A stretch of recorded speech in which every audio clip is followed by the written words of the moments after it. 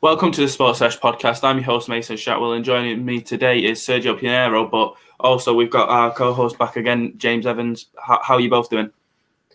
I'm doing great. I've fired up. There's no UFC this weekend, but there were some crazy cards last night. So fired up. It's a great weekend, man. How are you doing, James? Yeah, it's good to finally talk MMA again. It's been a while, and after this afternoon's performance for my football team, embarrassing defeat to West Brom, it's just nice to put football to one side and talk about MMA with you, chap. So yeah, it's good to be back, Mason. Before we get into everything, obviously, Sergio, you're from FighterPathMMA. How did you get into all that stuff? So pretty much a colleague of mine, Joe Gravel, he's the co-owner as well. We just kind of wanted a platform to put all of our content out, right? Like I was doing the quarantine cast interviews, but just on YouTube. And he's an amazing writer. So we decided, why don't we just join heads and put something on a website. And so that's kind of how we started it. And then we recruited a couple more guys. And we went from there. And it's really starting to grow. We've got quite a few people that actually tune in frequently to watch it, which is nice. And a lot of it was just trying to a lot of these websites are like targeted at getting fans, getting people behind it. And we didn't like that. We wanted to just kind of, write for the fighters. So that's why it was Fighter Path. So it was a way to present the fighters' stories in their own eyes. So we get a lot of quotes from fighters and things like that. And we'd rather have one fighter, the fighter that we write about, read it than 1,000 people that aren't in the just fans and stuff. So the whole point of it was to devote what we do for the fighter itself. And so that's kind of how it started. And we're still relatively new. It's only a few months old. But yeah. What made you start the quarantine cast on YouTube? So the pandemic, obviously, like you two as well. I'm a diehard MMA fan. I've been watching this for years. And I had a little bit of a following. So I used to do matchmaking. So after every event, I would be like, so-and-so should fight so-and-so. And it kind of took off. And I got a little bit of following on Twitter. And I was like, you know what? Why don't I just see if anyone would be down to do an interview? And I was like, why don't we just start from there? And so I reached out to Andre Ewell. And he was my third guest, but first ever fighter to join me. And kind of grew from there. I didn't realize how open fighters were to coming on and talking. And the longer I've done this, the more I realize they're humans just like us, and that they just like talking. And a lot of them will come on any chance they get. So it's grown from there. And yeah, I love it. I think I just recorded my 148th episode yesterday. So in just about a year. So if you do the math, that's like one every, 2 days, 2.5 days. So I've been doing a few of them. And, there are days where you're like, I'm kind of bored of it, don't really want to do it. And then you'll do one and then you fall in love with it again. So it's grown and I love it. It's fun. Fighters are super reachable. They're easy to talk to, and I fell in love with it that way. Well, like you say, you were surprised with how many people are willing to come on and talk. Like myself and James, we started this nearly a year ago, and we both done stuff at other places in the past. And I think MMA fighters are some of the easiest people to actually talk to, because a lot of them, apart from exceptions from guys like at the top, a lot of them they're just like me and you. They're just normal guys. So I think that's what's good about it. Obviously, you can get hold of pretty much anyone, and even the big names. The most of them run their own Instagrams and Twitters. So sometimes you may get not lucky, but you may have the chance where they see your message and think, oh yeah, I'll reply to that. Like I was lucky to have Alex Volkanovski nearly a year ago as well. So that was my biggest one. But my question about some of the interviews you've done is, which one have you been most nervous for, if one sticks out in your mind? So there was a few. Wonder Boy was probably one of the biggest, simply because that's a guy I've idolized for so long. He's one of the guys that got me into this sport, and I didn't have any notice. So I was talking to his brother, who plans his interviews and whatnot, and he was like, well, why don't you do Thursday? And I was like, okay, Thursday works. And then I happened to be off on a Monday. I was like, there was a snowstorm, and I was like, well, why don't I just try to squeeze it in now? So I texted him, and I was like, could you do it in like an hour? And he was like, well, he's available right now. So I came up, prepped. I had nothing written down, and I just talked to him. And I think those are the ones that actually go the smoothest, are ones where you don't really prep because you just have a conversation. And you ignore the notes, you ignore what you're trying to do. You just talk to the guy. And I think it was probably my favorite one that I've done. The one I was probably most nervous for was Eric Anders. I know he's super reachable, and now if I interviewed him, it would probably not be as bad, but it was the first big name that I had interviewed, a guy I've looked up to as well. So for me, that was a big one. Jamal Herring, who's a boxing world champion as well. Those were probably the big three that I was nervous for. When it comes to sort of, providing content on a daily basis, from what I've seen with your accounts, across the timeline on a daily basis, at times as well, you tend to sort of, break these fight announcements and these fight news, and in a way you sort of fulfill at times this in the know role. How does it feel to sort of break the news and for that to then trend on a national scale and on a global scale across MMA? Yeah, so that's kind of cool. I find that that's what actually brings the most traction to the website and myself. I'm actually not a fan of it, if I'm 100% Really? honest with you. Like, it's nice when it happens, but it's not something I go digging for. Like, for example, Josh Kulabau has a fight.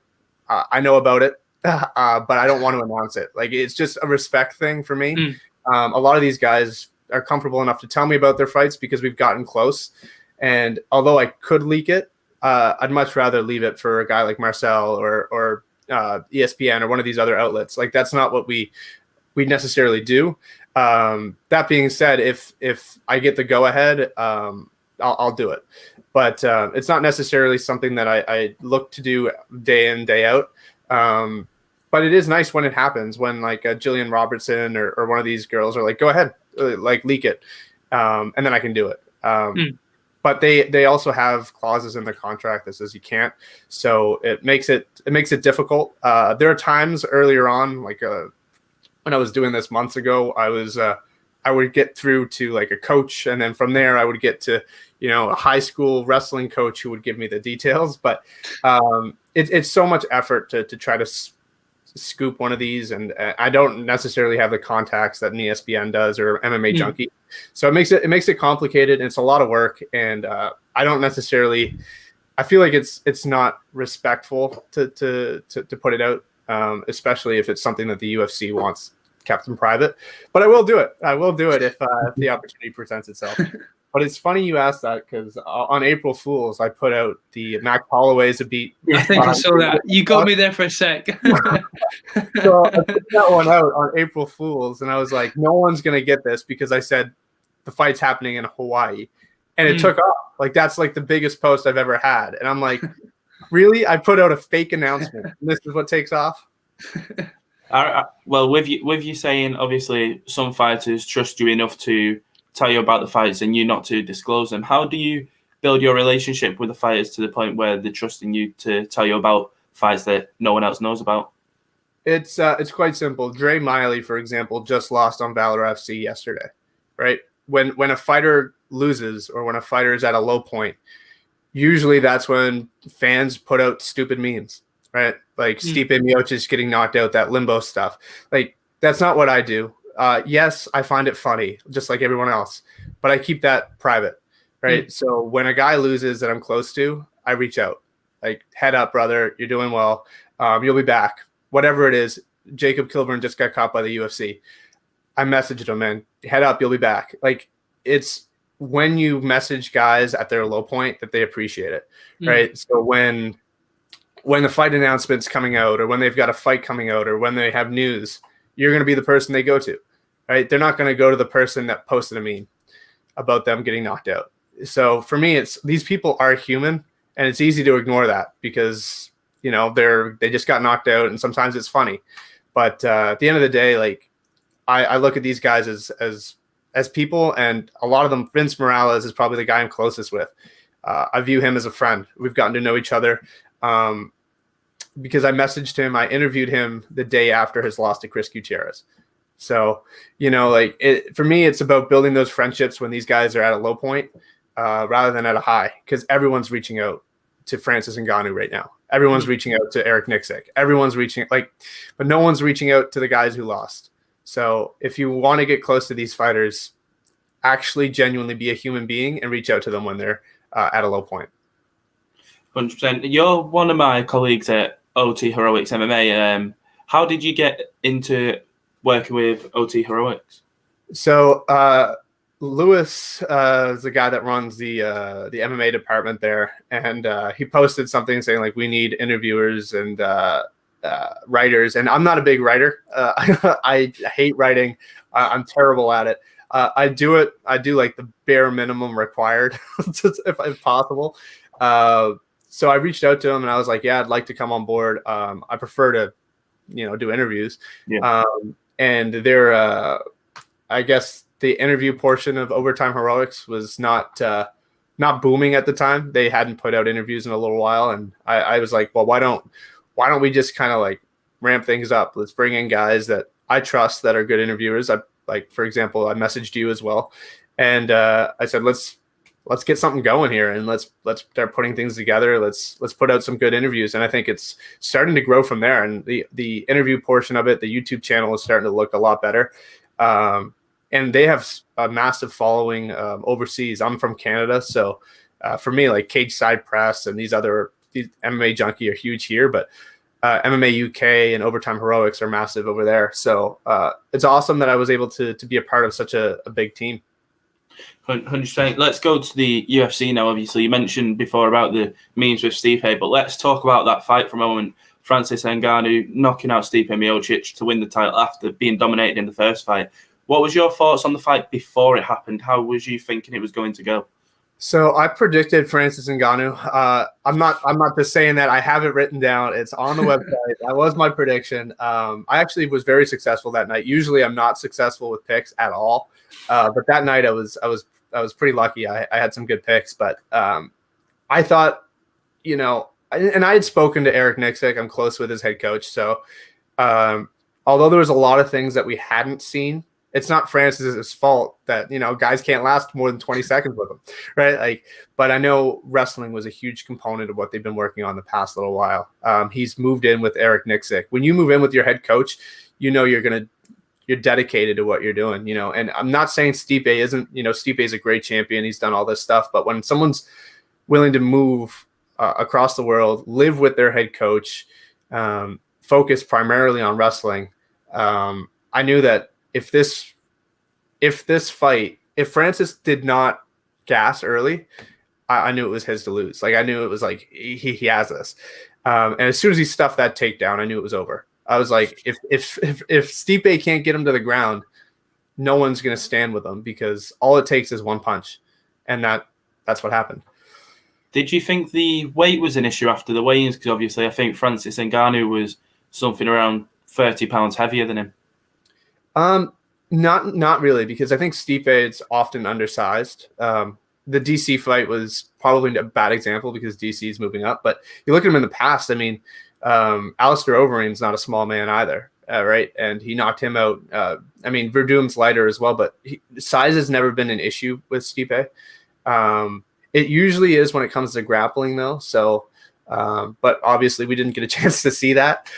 So for me, I didn't think the size was going to be an issue. Stipe's used to being that smaller guy at heavyweight. Going forward, obviously, we saw the cracking main event we were talking about then. We've sort of seen this new rejuvenated side of Francis Ngannou, as you alluded to there earlier, whereby he's adapted his wrestling, he's improved that.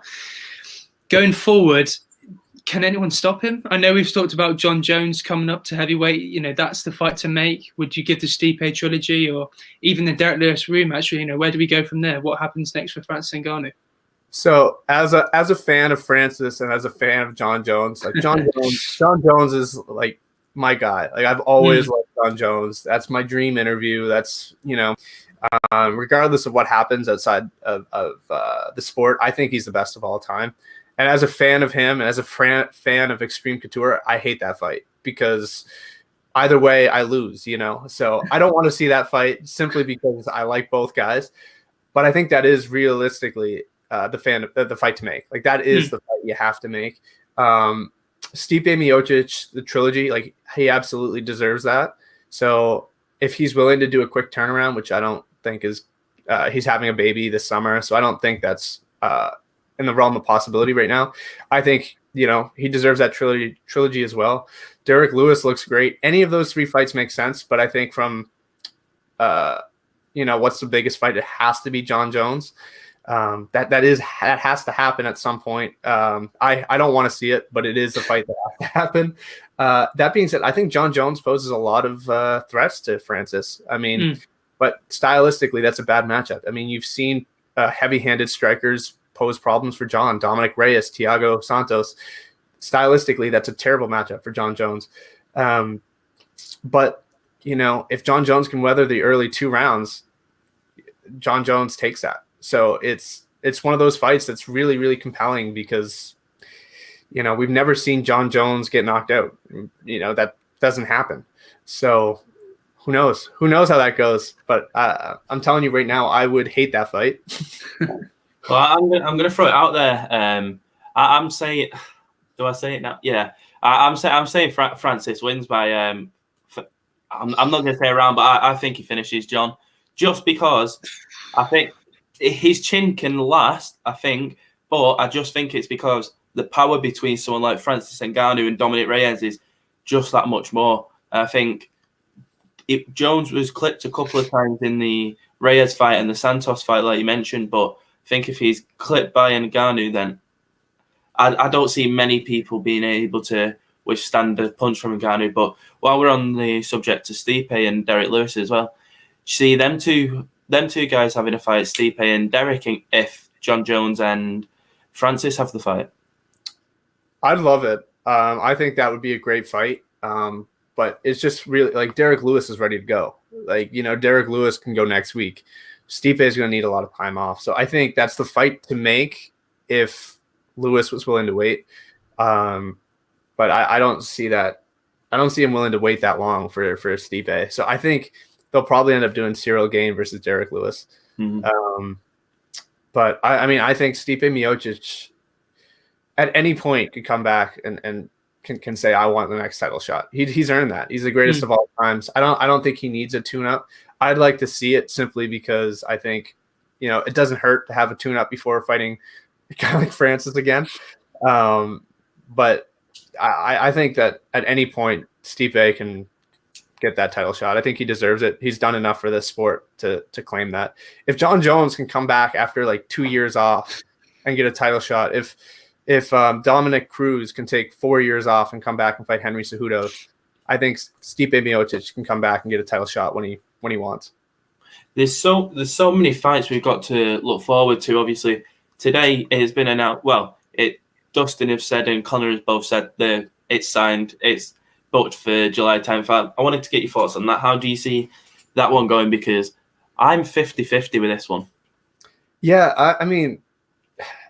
I don't like the fight. Like it to me, it like delegitimizes that lightweight championship. Like Dustin Poirier is champion, right?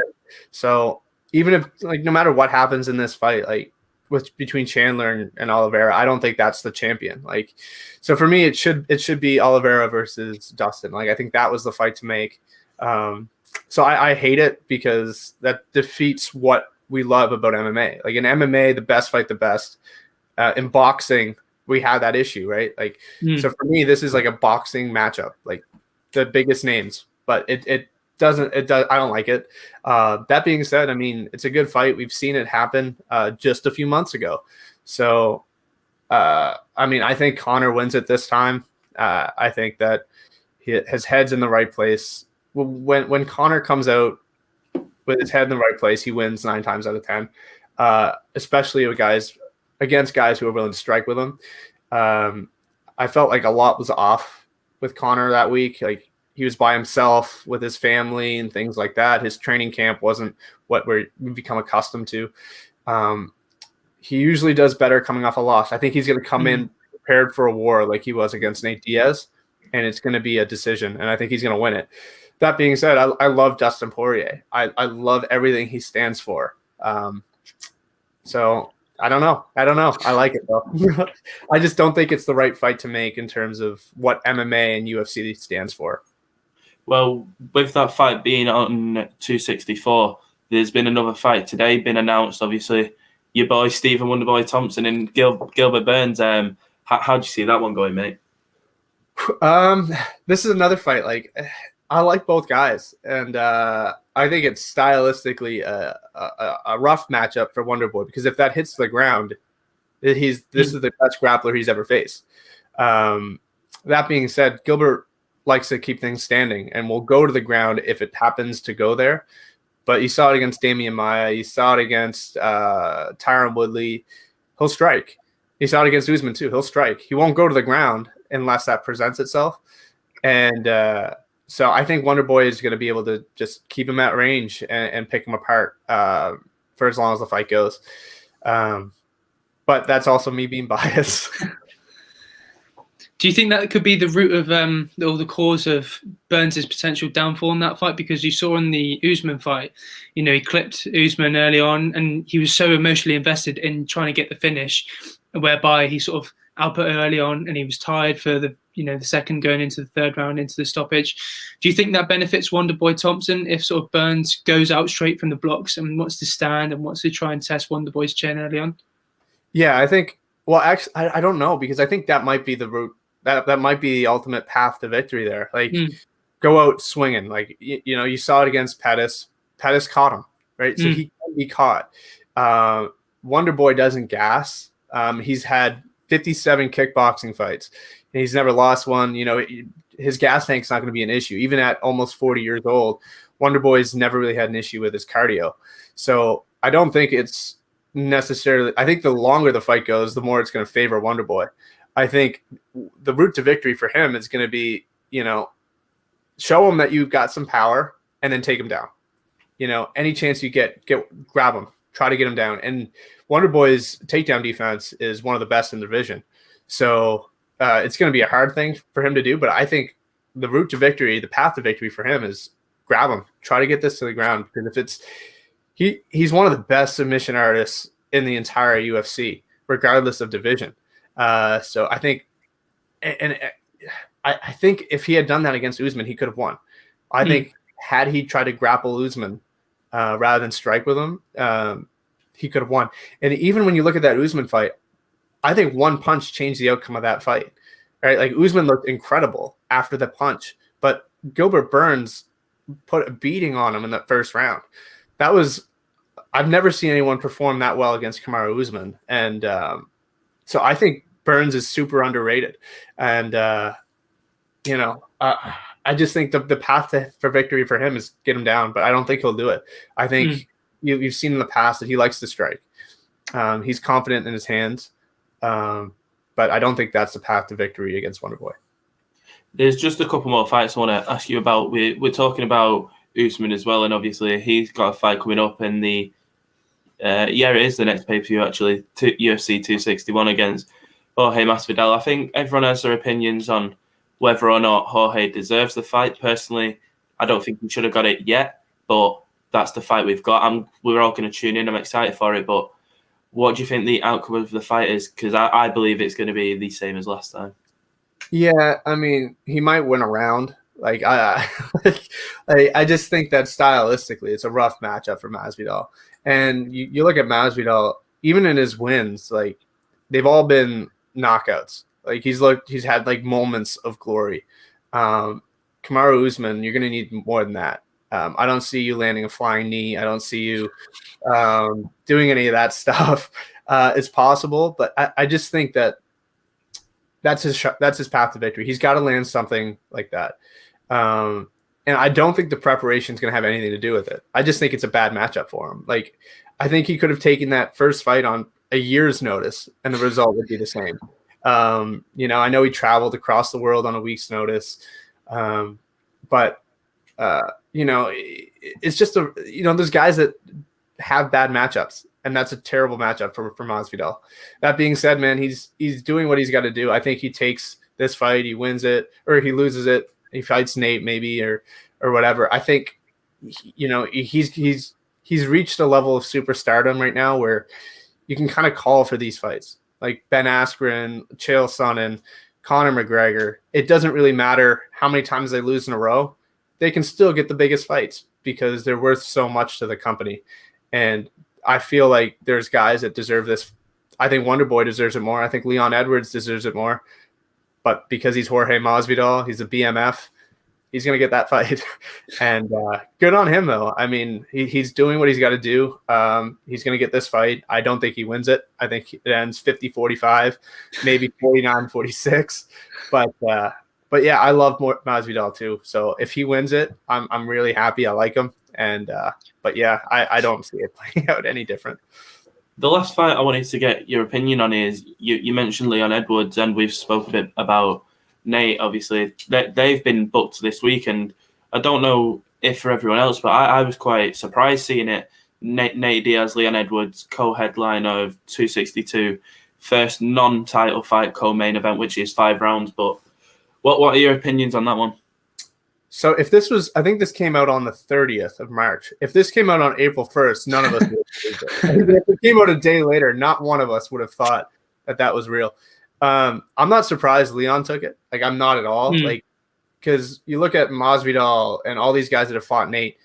Nate's probably the path to a title. You beat Nate Diaz, you become a superstar, and you can call for a title shot. And I'm not saying Nate's an easy task, but you look at the guys that Leon Edwards has in front of him: Colby Covington, Gilbert Burns, Stephen Wonderboy Thompson, Nate Diaz. That's probably the easiest of the 4 to get to a title shot on paper. I'm not saying it's the easiest. On paper, that's probably the easiest route. So I'm not surprised Leon took that fight at all. I'm surprised Nate took it because, like, Leon Edwards isn't the biggest name. Nate Diaz wants big money fights. So he could get Justin Gaethje. He could get all these other big names, and yet you took Leon Edwards. To me, it was a bit of a surprise that Nate took it. But for Nate, I mean, you beat Leon Edwards. He could be next for Kamaru Usman. So I don't know. I don't know what his logic was for taking that fight. But knowing Nate Diaz, I'm surprised he took it. But as a fan, I love this fight because it's going to play out on the feet. It's going to be a war. It's 5 rounds, first 5-round co-main event in UFC history. I love it. 100%. Last thing from myself is the stuff us three do, and a lot of other people within the MMA journalism world. If there's someone new starting out, if you could give someone advice on how to start or how to do well in this business, what would you say? I mean, I don't make money doing this, so like the biggest thing is love it. I mean, if you don't love it, you're not gonna go far, right? Like, I was having a conversation with Joe this morning, my colleague over at FighterPath, and we were like, if we didn't love this sport, we wouldn't do it. If you're in it for the money, go cover another sport. I'm an accountant by day. Like, I wouldn't be doing this if I was in it for the money. Like, let's be honest. And secondly, like, you devote so much time to it. Between watching cards, recording, talking to fighters, you spend so much time. So biggest thing is you have to be passionate about it. If you're not passionate about it, you're not going anywhere in this. And the other thing is just stick to the grind. Like, there are days where I'm like, I really don't want to record today. Like, I don't want to talk to this person today. I don't want to prep. But the second I'm done recording, I'm like, man, that was unbelievable. So, the biggest thing is just sit down and enjoy every fight. Don't just sit down and watch the main card. Don't sit down and just watch UFC. Bellator has some amazing fights. Valor FC has some amazing fights. LFA, Contender Series, ACA, KSW. There's so many other organizations. And on top of that, if you're simply reaching out for the Wonder Boys, you're not going to get them. Reach out to Weston Wilson. That's the guy who got me Wonder Boy. Reach out to these guys that are maybe up-and-coming guys at the gym, and you're going to learn a whole lot more about the sport, and then maybe you'll be able to reach a Wonder Boy or a Volkanovski or whoever it happens to be. If you're going to just shoot for the big guys, you're not going to get them, and a lot of these guys come into this and simply want to talk to a world champion. They want to talk to Robert Whittaker. I've been trying to get Robert Whittaker for about 6 months now. Can't get him, and there's a process to it, and you got to stick to it. It's going to be a long journey, but if you love it, man, just keep doing it. 100%. That was the last thing from myself. James, have you got anything more to add? I guess the final one for me is, obviously, with the world slowly but surely coming back to some sort of normality. What's your goals going forward for the rest of 2021, 2022, providing content and getting sort of stuff out there for the fans? So I guess my biggest goal isn't, I don't know. It's, for me, it was never about like trying to get out a certain amount of content or get a certain fighter. For me, it's simply about what can I do different? How can I be unique? Like, the biggest thing is, I wake up and I'm like, okay, there's 3 things I can do. I can be first, I can be better, or I can be unique. Because at the end of the day, I'm not going to be better than MMA Junkie. Like, I don't have a degree in journalism. I don't have the following that MMA Junkie or an MMA Fighting have. I don't. So I can't be better, and I can't be first because they have these contacts that I'll never have. So for me, it's like, what can I do to be different? So what sort of content can I put out there that isn't out there already? And so that's what we do. We're just trying to find ways to be different than anything else that's out there. So for me, it's just continuing to come up with these ideas on how we can be different, whether it's being a game show, whether it's, whatever it happens to be. For me, it's just, by the end of 2021, I'd like to have some sort of thing out there that isn't already out there, like something that no other website does. And right now, it's hard to come up with, because you're like, oh, well, why don't I do fighter picks? And I have all these fighters give their picks, we'll rank them.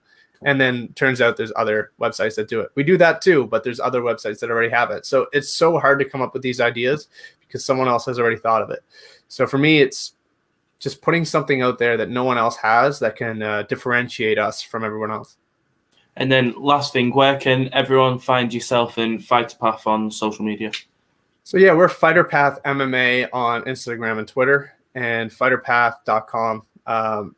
Yeah, so you can follow us on there. We have I have interviews out there, a lot of pieces out there. We have pros picks videos where pros give their picks. We have pros picks rankings where we have like 40 different UFC fighters who send us their picks before every card, and we rank them. Jimmy Flick is currently in first, so you can compare your scores with them as well on there. It's actually a lot of fun, and the fighters get behind that as well.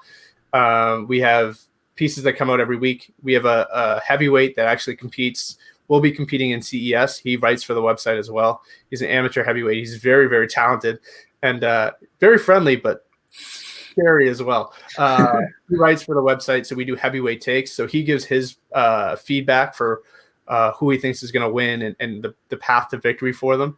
And more often than not, he's very, very accurate. And it's always nice to have like someone who actually does it, give an opinion.